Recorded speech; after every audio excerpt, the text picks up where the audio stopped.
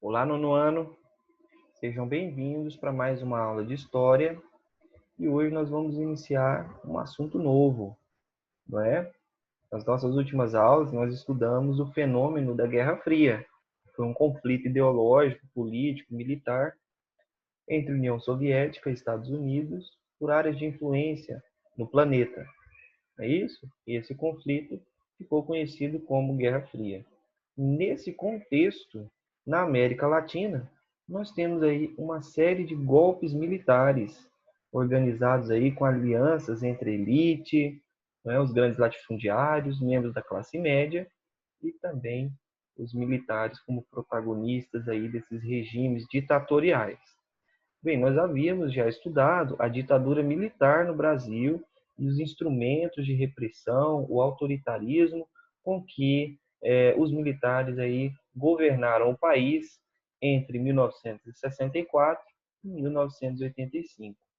Vimos também que a participação dos Estados Unidos nesses golpes foi determinante e não será diferente com os demais países da América Latina. Vejamos.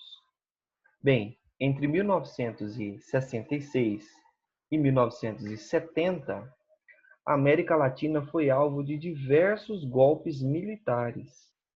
Esses golpes foram dados, não é, como apoio de grupos conservadores da sociedade, não é? Como por exemplo, os oligarcas e parte da classe média, e essas intervenções militares, elas se justificavam através do argumento de combate ao comunismo e também de revoluções de caráter socialista na América Latina.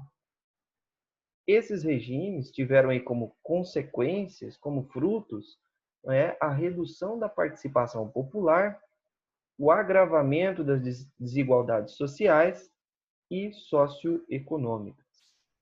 Bem, vamos iniciar a nossa conversa aqui pela ditadura aí no Paraguai, não é? Bem, pessoal, entre 1936 e 1954, uma série de golpes aconteceram no Paraguai. Isso é uma característica bem interessante de ser analisada. Quais eram os grupos que articulavam esses golpes, essas tomadas do poder? As Forças Armadas Paraguaias, o Partido Liberal, o Partido Colorado e o Partido Febrerista. Bem, pessoal, o que é importante perceber? Que esses partidos políticos, eles atuam, não é, derrubando os governantes. Então, ao longo do tempo, não é, as Forças Armadas e o Partido Colorado, eles se fortaleceram politicamente.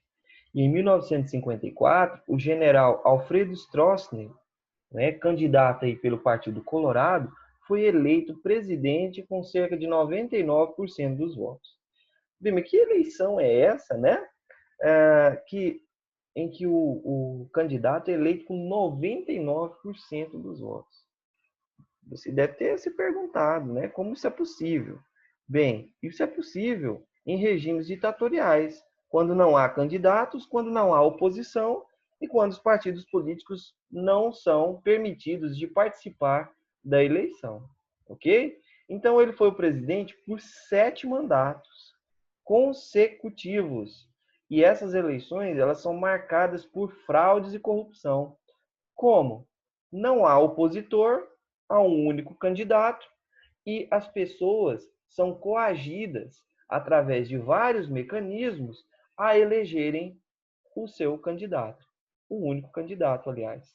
Então ele ficou no poder de 1958 a 63, de 63 a 68, de 68 a 73, né? De 73 a 78, 83 até 88. Bem, pessoal,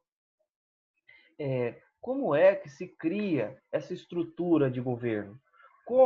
Quem são os personagens que atuam nesse tipo de governo em que os militares assumem o poder?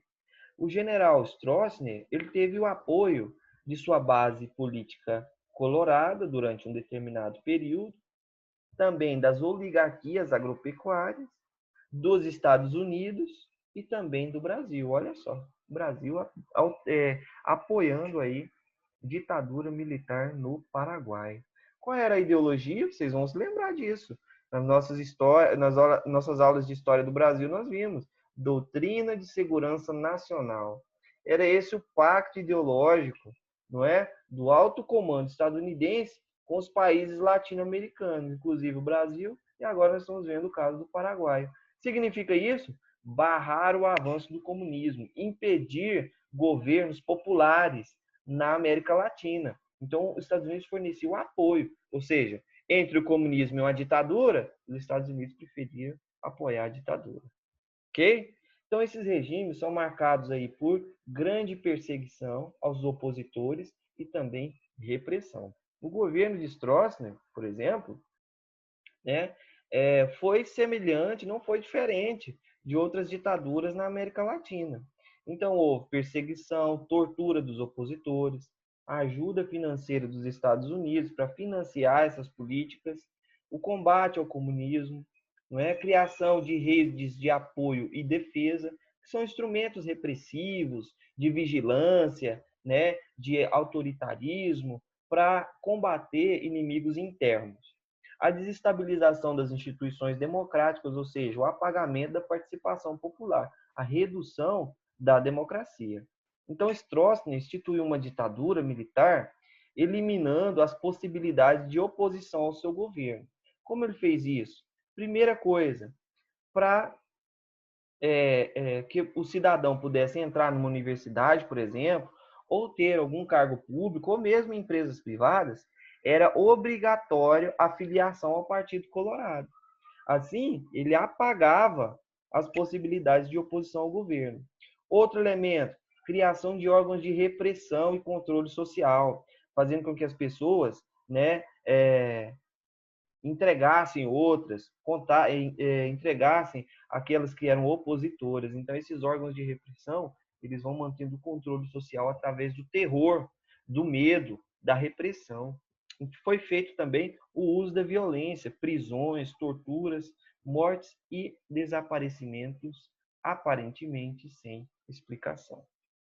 Bem, pessoal, o governo do Stroessner, né, produziu um grande crescimento econômico durante um período de tempo, né, até 1980. Mas esse crescimento ele só ocorreu graças ao incentivo do capital estrangeiro dos Estados Unidos. Então, os investimentos norte-americanos aí, como apoio aí de política de boa vizinhança, garantiu aí o desenvolvimento econômico do Paraguai durante um determinado período. Porém, não é? Na década de 80, a economia passou a desacelerar. Por quê? Porque nós temos aí, na década de 70, uma grande crise econômica, foi a crise do petróleo. Isso afetou os Estados Unidos, consequentemente afetou aí o Paraguai, ok? E, além disso, os desgastes que o regime foi sofrendo dentro da sua própria base aliada. Então, o Stroessner sofreu um golpe de Estado em 1989, ou seja, ele havia dado um golpe de Estado, tomou o poder e sofreu um próprio golpe do seu próprio partido, o Partido Colorado. Então, destituído aí do poder, ele conseguiu asilo político, adivinha onde? No Brasil, até o seu falecimento em 2006. Viveu no Brasil até o fim da sua vida. Então, no seu lugar, surgiu aí o general Andrés Rodrigues, que assumiu a presidência até as eleições. Rodrigues também foi presidente entre 89 e 93 e iniciou algumas medidas de abertura política e também transformação do Código Eleitoral e da Constituição. Ok? Então essa, pessoal, é a ditadura aí que se instalou no Paraguai até aí a década de 90. Beleza? Bem, na Argentina, essas características, pessoal, autoritarismo, restrição das liberdades democráticas, restrição da participação da sociedade civil, não é? Apoio dos Estados Unidos, militares no poder, golpe, tudo isso, pessoal, são elementos comuns nas ditaduras da América Latina, ok? Então, na Argentina também não foi diferente. Nós temos aí um contexto histórico de crise política, social e econômica entre 1966 até 1973. Então, na Argentina, um golpe de Estado depôs o então presidente Arturo Illia em 1966 e um general, Juan Carlos Onganía, governou aí entre 66 e 70. Só que ele enfrentou muita oposição popular, manifestações pela sua saída, e o general Roberto Marcelo Levingston governou de 71, né, até 71 mesmo, porque ele perdeu seu cargo para o Alejandro Agustín Lanús, que ficou no poder até 73. Bem, de 66 a 73, nós temos aí um conjunto de medidas de restrição das liberdades democráticas, da sociedade civil, como, por exemplo, os militares proibindo a atuação de partidos políticos, restringindo direitos sociais, políticos e da sociedade civil.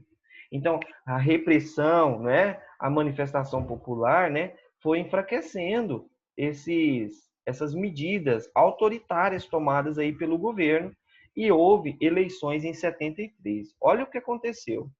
Em 73, o Perón, o Juan Domingos Perón, foi eleito presidente. Só que ele já tinha governado a Argentina entre 1945 a 1955.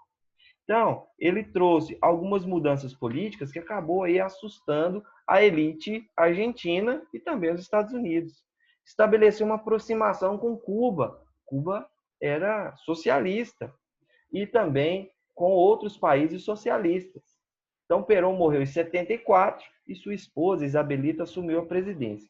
E ela ficou até 1976, não é? Quando a extrema-direita criou uma aliança anticomunista contra o governo da Isabelita e ela acabou sendo deposta do governo.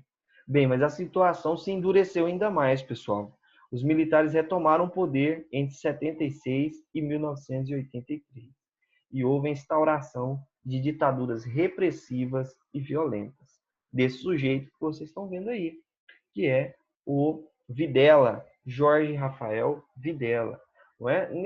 Nesse governo, durante o governo dele, foi comum ouvir falar de desaparecimentos, assassinatos de inimigos, torturas e sequestros. O Videla também criou uma junta militar, né, que acabou fechando partidos políticos e sindicatos e passou a controlar o Supremo Tribunal da Argentina. Então, o governo de Videla foi marcado por violência, por repressão, né, à população e também contra movimentos sociais. Acredita-se aí que cerca de 30 mil pessoas foram executadas entre políticos, militantes da esquerda, estudantes, pessoas que se colocavam contra o regime. Cerca de 2,5 milhões de pessoas sofreram aí com as torturas, prisões, interrogatórios e a violência institucionalizada. O que esses regimes têm como característica, pessoal? O terror, o autoritarismo como forma de política. Ok? Bem, mas o peronismo ele chegou ao fim. Como toda ditadura, tem um tempo determinado aí. Durante a Guerra das Malvinas, entre Argentina e Inglaterra, o governo entrou em crise. Houve endividamento externo, o atraso tecnológico, industrial do país também contribuiu muito para isso. A população estava empobrecendo e isso gerou uma série de problemas sociais.